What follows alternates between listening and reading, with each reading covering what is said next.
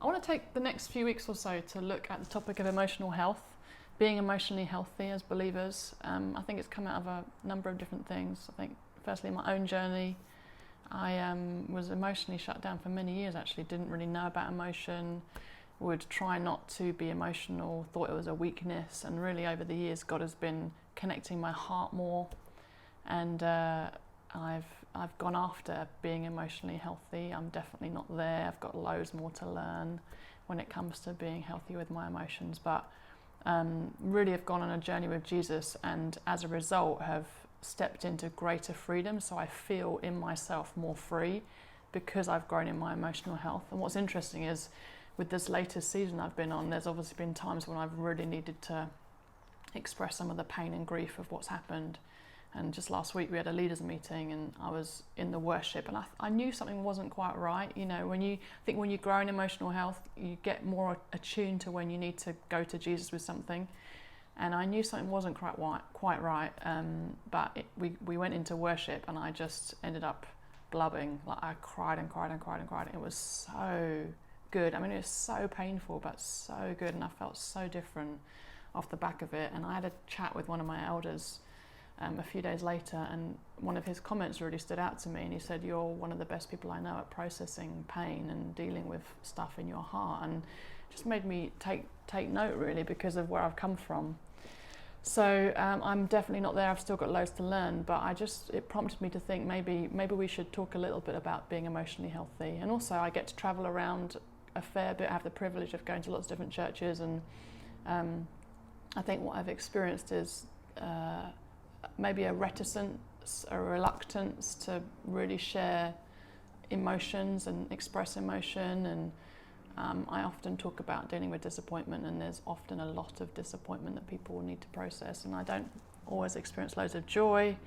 And I think the thing about emotional health is I think there's a link to freedom, like internal freedom. And Proverbs 4:23 says, guard your heart above all else, for it determines the course of your life. Or in other translations it says, it is the wellspring of life. Everything else flows out of that. And so I think when it comes to our hearts, a big part of guarding our hearts and staying healthy in our hearts is to do with understanding emotion, expressing emotion, not avoiding emotion.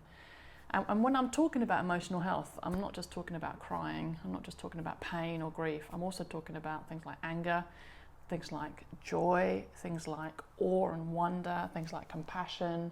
There's a whole spectrum when it comes to being emotionally healthy. And what I'm meaning is the ability to feel emotion, recognize emotion, feel emotion, not be ashamed of the emotion, express it, but not be ruled by it. And I think that's the key thing. We can't be ruled by our emotions.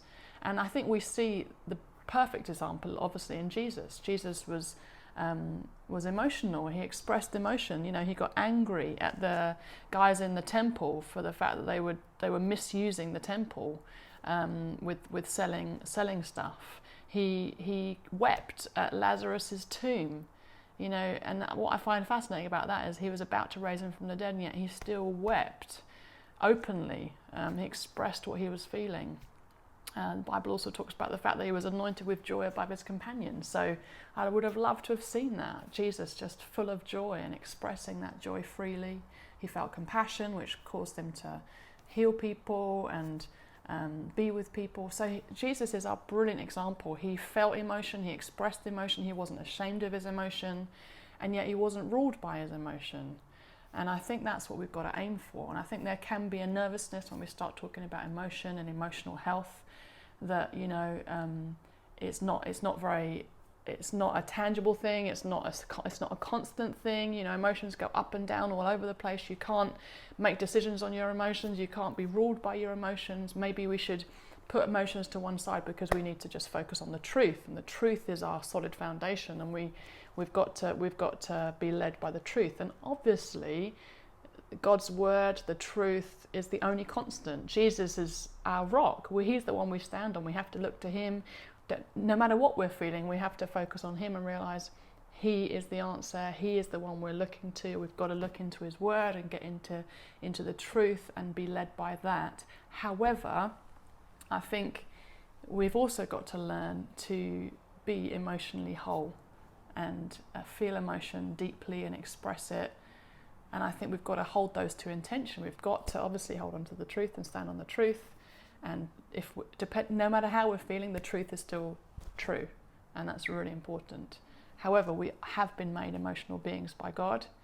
And actually the truth is, I think the more emotionally healthy we are, the more we look like Jesus. Because Jesus demonstrated emotional health. And we've got a Father in heaven who feels the whole range of emotions. And so I think that's the trajectory we need to go on. And as I said earlier, I think there is a correlation between growing in emotional health and internal freedom and feeling free on the inside. It's a difficult one for me to explain, but I know that since I've gone on this journey of growing in emotional health, I feel freer on the inside. I think where before I used to just kind of squash everything down and just crack on, carry on, just be strong, squash it all down, it didn't really work for me. And now that I'm learning how to express it, I think my emotions are waking up. And what's great is once you grow in one piece of emotion, you also develop in another. So I think it's very difficult to fully experience joy if you're not also willing to experience grief and pain.